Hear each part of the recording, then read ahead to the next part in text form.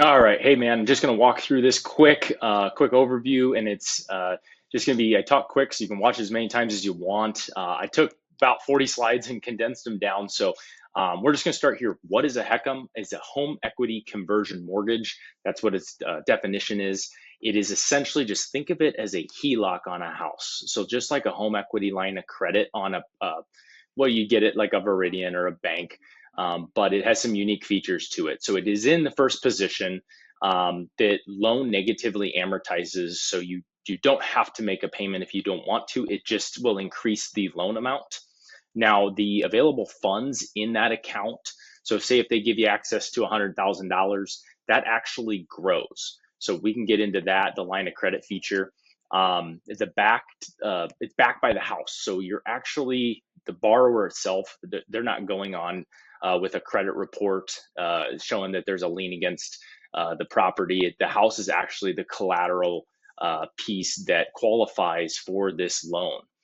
There's an optional payment until you're 150 years old, so it's federally insured. There's a ton of protections in place. It just got such a bad rap that we can walk through those myths and everything. I've identified these strategies. This is just where this is a complete financial vehicle to a lot of advisors, and we have some different ways to mitigate taxes, roll Roth IRAs, incorporate sequence of risk of return. There's some life insurance. It goes on. If you have access to a lot more money that you didn't realize you had access to, what could you do with it as an advisor? The challenges, as we know, facing seniors, there's inflation erosion, loss of cash flow, loss of liquidity. They're less qualified. They're operating in a reactive stance and not a proactive. We always want to be proactive. That's why at 62, this makes complete sense.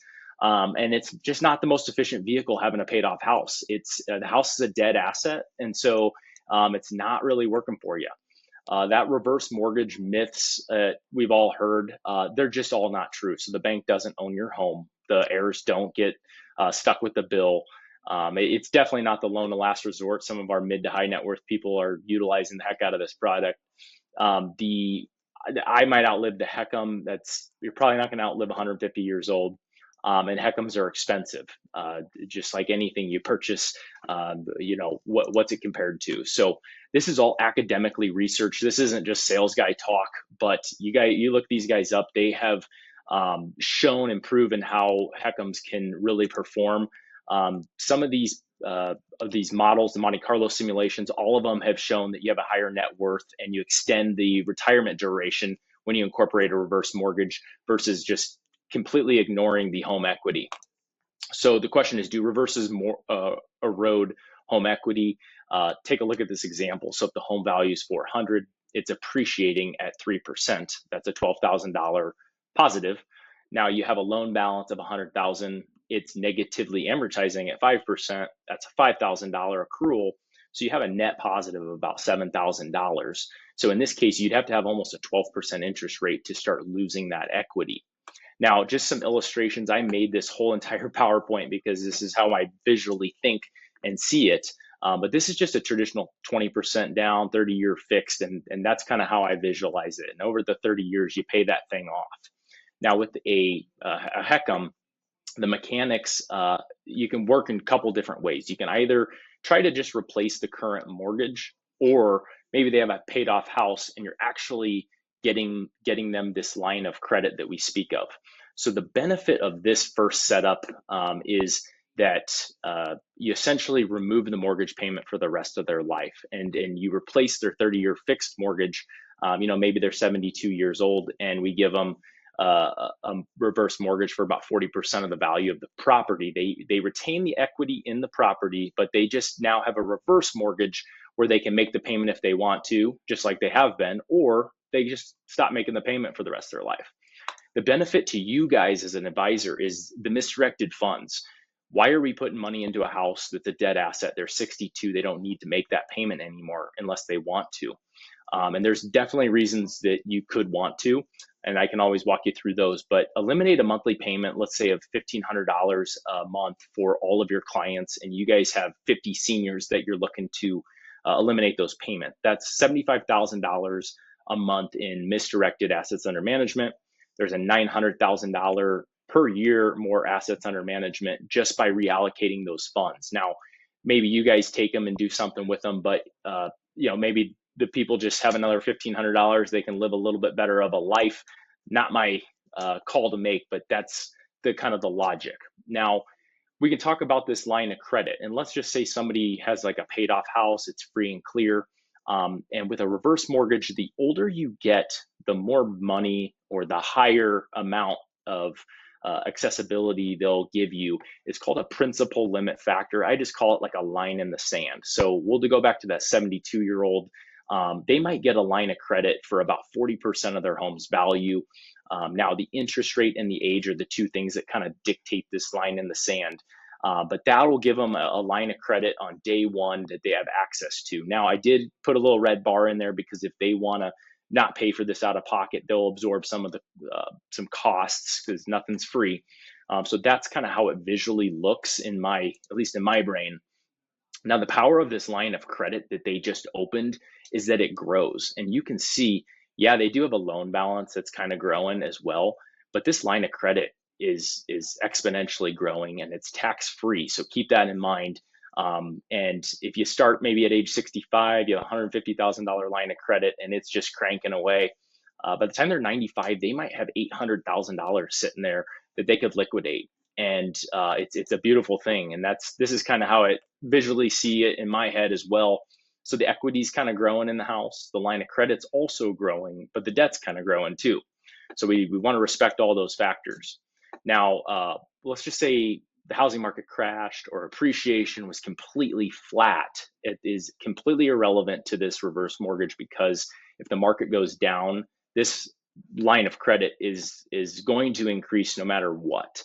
And so you could have a property value that only went up, a couple $100,000 over those 30 years, but you still have that line of credit that started at 154,000 and it grew to 1.3 million dollars. So you literally have available funds that are worth more than the actual property. Take it and run.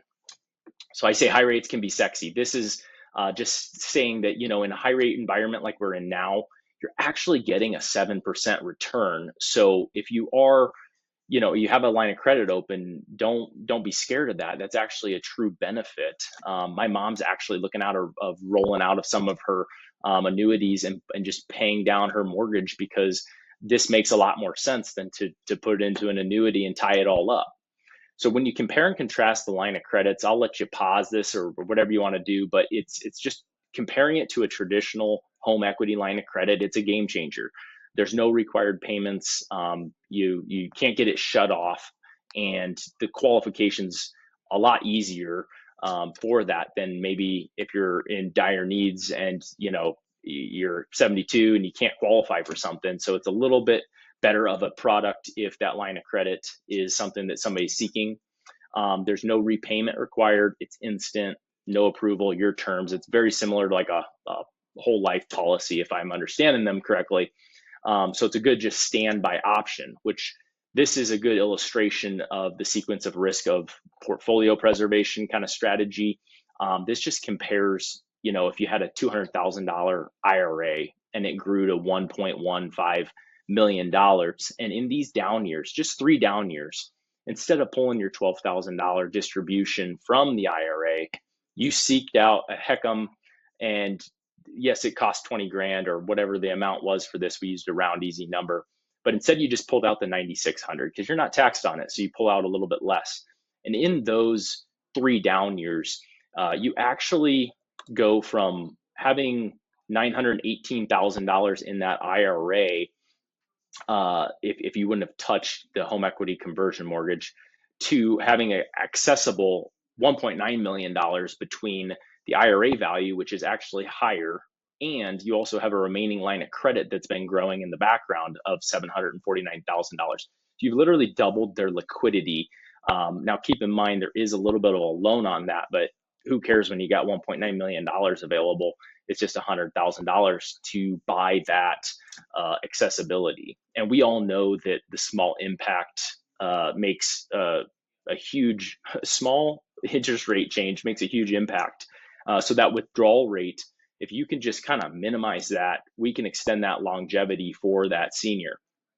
Now, a couple other things, the Roth conversions we can easily do by pulling money out of the property instead of depleting that asset. And so sometimes we'll just take a $500,000 traditional, grab the tax burden of $100,000 out of the property, and now you have a Roth IRA with that $500,000 amount and no repayment on the $100,000. There's also a very creative way, which I don't recall if I put that slide in here or not. I do have it. I do have it. Some buy life insurance. They say life insurance is going to be a better place to, or a better source of funds to leave for the kids versus the house, because most of the time they'll just sell it and split the funds. And so you can, buy a lump sum, or just do every month, pull off a little bit of cash to fund that policy. There's some Medicaid protection in there. The line of credit is not looked at as an asset, and there's a 300% lien on the property, one from the lender, one from FHA. So it's kind of protected against some creditors. And then long-term care, we see people buying policies with this. You hate to get to that situation, but they're fairly expensive between assisted living, nursing home, and that long-term care can be funded with this reverse mortgage instead of calling you and pulling money out of your growing assets. We have a few people pushing it with a Social Security bridge. So maybe they're taking the distribution from this reverse mortgage to get them out to that age, maybe 67, 68, somewhere in there, to extend and they increase that benefit amount. So this is something that maybe that's what you're setting up with this, folk. And there's a super creative way where we have pulled out every year, every 3 years, $200,000 for this client, and essentially paid the tax burden with the HECM, or the home equity conversion mortgage. And essentially what we're doing is we're letting this interest on the mortgage, so it's right here, accrue at about $21,000 per year. And over those 3 years, they have accumulated $68,000 worth of interest. Yep. And so what we do is we actually pull the $68,000 out of an IRA in year 3, and we put it into the property in the reverse mortgage, and we pay the balance down on it. Now, when you pull money out of the qualified account, you're going to get a 1099. Nobody likes that. So when you pay this line of credit down into the property, you're going to actually get a 1098, which is going to wash the 1099, and therefore you've pulled the $200,000 out of the qualified funds. You've actually put the money into the property and got a 1098, washing the tax liability. And you also have this line of credit now that the next day you could go pull this $68,000 right back off if you wanted to, because it is liquid. And you can do that every 3 years and pull out, millions of dollars if you want.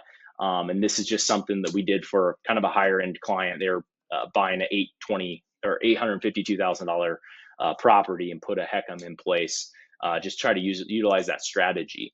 Now, I think your biggest kind of need, and at least for this client, I think these are all needs that we just don't even recognize that we want or have, but the 10-year payment. So we can supplement the income in a bunch of different ways. You can set them up on a lifetime payment. You can set them up on a 5-year plan. Maybe you just need it for 5 years. You do a 10-year pay. The line of credit I like because you can kind of dictate every single month how much you want. In this one example that I'll leave you with, we kind of created about a $2,500 a month dividend. So they were pulling off about 30 grand a year. Once they opened this line of credit, it was about $454,000. Now, every single year we just peeled off about 30 grand, and that's going to still keep this principal pretty much there. It's actually still growing. So over the course of that time of 15 years, it grew up to, from $454,000 to $500,000. They've pulled off $450,000 over those years, which is pretty substantial. They still have a good equity position in their house. So the second they go to sell it, they retain all that equity, or the heirs get the equity. Now, the other thing to remember too is this interest. Now, somebody's going to get that interest once the house is sold. So that 1098 is going to come to the inheritance, and that gets into all sorts of crazy tax law. And so that's what I'll leave you with, is that there's just so many awesome options, but this is a huge one to help people kind of peel off some cash that they didn't even know that they really wanted or needed. So that's all I got for you. If you have questions, I'm sure just pepper me with them next time we talk. I'll schedule you out for some time later next week because I'm in Okoboji, but I look forward to kind of working through some of this with you and seeing how you like it. So thanks. See ya.